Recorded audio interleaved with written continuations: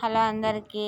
Bypass రోడ్లో పోతుంటే అదొక థ్రిల్లింగ్గా ఉంటుంది, కానీ చాలా జాగ్రత్తగా వెళ్ళాలి. కార్ చూడండి ఎంత స్పీడ్గా పోతుందో.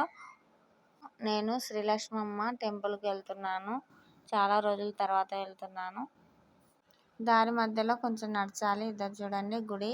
అక్కడ చూపిస్తున్నది వంట రూము. వంట చేస్తారు. ఆదివారం భోజనాలు పెడతారు ఖచ్చితంగా.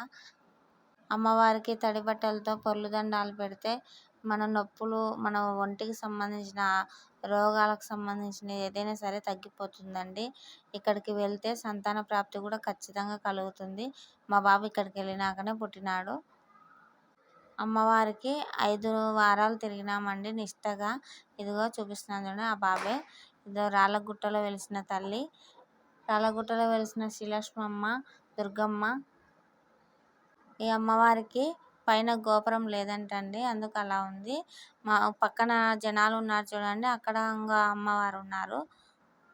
ఆవు చూడండి ఎలా మెత్తగా పడుకుందో. దానికి కుడితి నీళ్ళు తీసుకొని వస్తుంది. ఆమె తీసుకొని వచ్చిన తర్వాత కుడితి నీళ్ళు తాగమంటే తాగుకుంటుంది, తాగదంట. అలా మంచిగా పొట్టు వేసిన, మన వరి పొట్టు వేసినది అయితేనే తింటుందంట, తాగుతుందంట. ఆమె తీసుకుపోయి పాడేసి మళ్ళీ కొత్తది తీసుకొస్తానని పోయింది. ఆవు ఎవరినే కానీ ఏమే కానీ అనదు.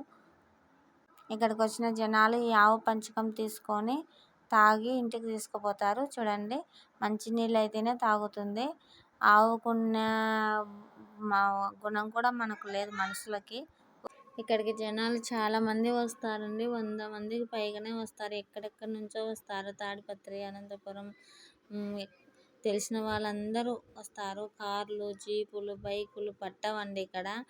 అమ్మవారికి ఆటలతో మొక్కువలు తీరుస్తారు. ఇక మేము మొక్కుకున్నాము, టెంకాయ కొట్టినాము, వస్తున్నాము. ఇంకా ఊరికి వెళ్ళాలి. ఇదిగా చూడండి బైకులలో పోయినాయి, ఇంకా లేకపోతే ఇక్కడల్లా పట్టదండి. అంతా కొండనే ఇక్కడ ఉండేది. దర్శనం అయిపోయి భోజనాలు చేసి వెళ్తున్నాము. మీకు ఈ గుడి నచ్చింటేనా లైక్ చేయండి. Okay bye.